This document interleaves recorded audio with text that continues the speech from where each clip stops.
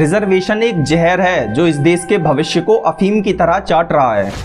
आज तुम बिल्कुल बहस कर सकते हो इस बात पर कि शेड्यूल कास्ट को रिजर्वेशन मिलना चाहिए या कि पिछड़े वर्ग को, लेकिन जिस एक मुद्दे पर कोई बात नहीं कर रहा है वो ये है कि क्या उस रिजर्वेशन का लाभ उन तक पहुंच भी रहा है। नहीं पहुंच रहा है साहब। वंचित वर्ग आज भी वंचित है, गरीब आज भी गरीब है और पहले से ज्यादा गरीब है। और गरीब सिर्फ दलित का बच्चा नहीं है, गरीब जनरल का बच्चा भी है। शोषित सिर्फ दलित नहीं है, शोषित हुआ परिवार जनरल का भी है। देश में 50% से अधिक आबादी अभी भी गरीबी रेखा के नीचे जी रही है। 70 साल से रिजर्वेशन की चाशनी चटा के उनसे सिर्फ वोट लिए जा रहे। आप खूब पीपड़ी बजाओ कि हम रिजर्वेशन को 50% से अधिक बढ़ा देंगे, उससे होगा क्या?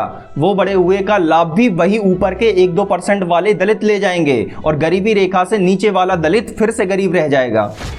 मैं रिजर्वेशन के विरोध में नहीं हूं, मैं उसके इम्प्लीमेंटेशन और यूजलेस पॉलिसीज के विरोध में हूं। मेरी चिंता यह है कि कहीं हम एक समस्या को खत्म करते करते अनजाने में दूसरी समस्या को तो जन्म नहीं दे रहे। और मुझे सिर्फ 5 मिनट दीजिए, आप खुद बोलेंगे कि रिजर्वेशन को आज रिफॉर्म्स की जरूरत है।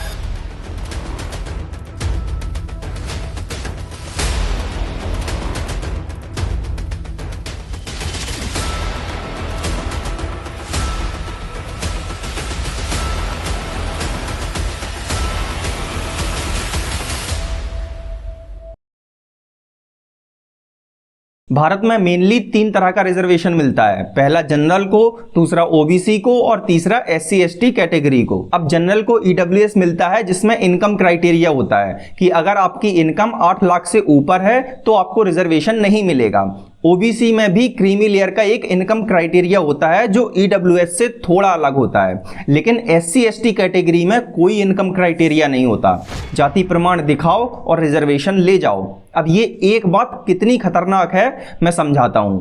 इस यूपीएससी रिजल्ट को ध्यान से देखिए। टीना दावी और रिया दावी ये वो आईएएस ऑफिसर्स हैं जिनकी मदर आईईएस ऑफिसर और फादर सीनियर आईटीएस ऑफिसर रह चुके हैं। और ये लिस्ट बहुत लंबी है जो ये साबित करती है कि मेजरली रिजर्वेशन का लाभ उन लोगों को मिला है जिनके फादर या मदर किसी ऊंची पोस्ट पर रह चुके हैं और जिनका फाइनेंशियल बैकग्राउंड पहले से अच्छा था।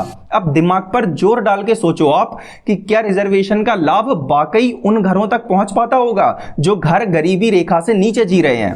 साहब, उनके पास बच्चों को यहां तक पढ़ाने के पैसे तक नहीं होते। फिर आप कैसे कह सकते हो कि रिजर्वेशन उनके फाइनेंशियल स्टेटस को सुधार देगा? रिजर्वेशन का उद्देश्य बेसहाय लोगों को सरकार की तरफ से मदद देना था, राइट? तो फिर रिजर्वेशन उस दलित को दो ना जिसे वास्तव में उसकी जरूरत है, जो इकोनॉमिकली वीकर सेक्शन में है, उसे नहीं जिसके घर के बाहर 4 पहिए की गाड़ी खड़ी है। इस देश में 70 साल से रिजर्वेशन भी है और दलितों के लिए काम करने वाली सरकार भी। तो फिर इस देश में 70 साल से दलितों की हालत क्यों नहीं बदली?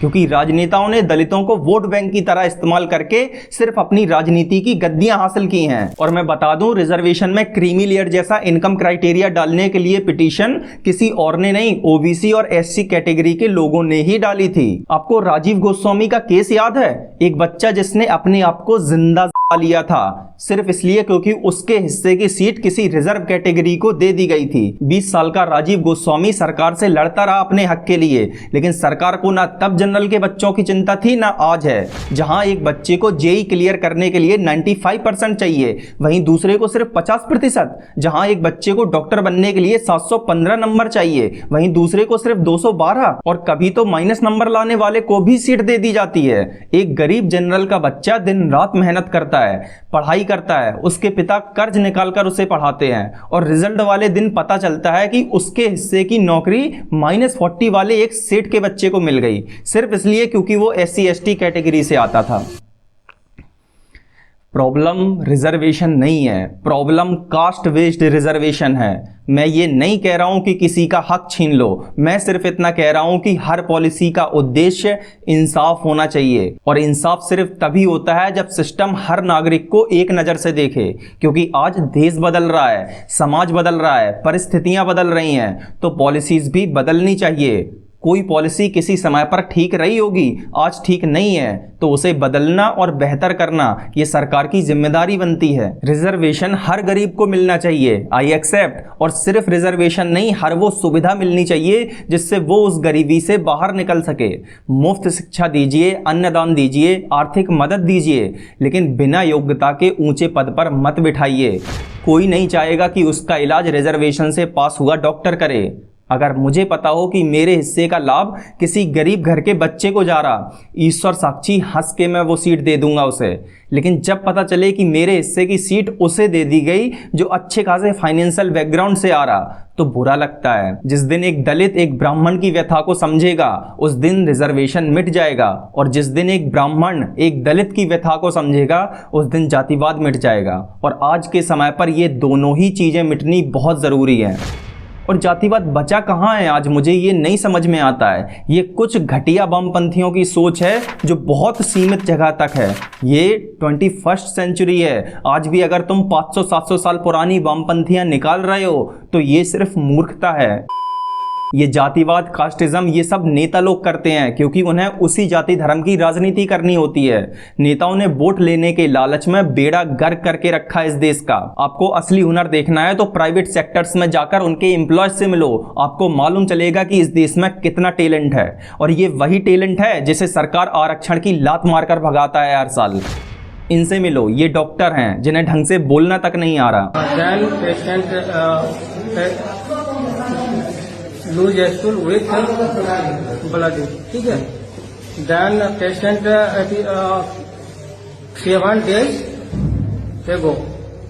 इनसे भी मिलो, ये गवर्नमेंट स्कूल टीचर हैं जो अपने ही सिलेबस की साधारण सी इंग्लिश नहीं पढ़ पा रही हैं। इसको पढ़ने देगा भाई बच्चों को। Even teacher she can't read, she can't read English.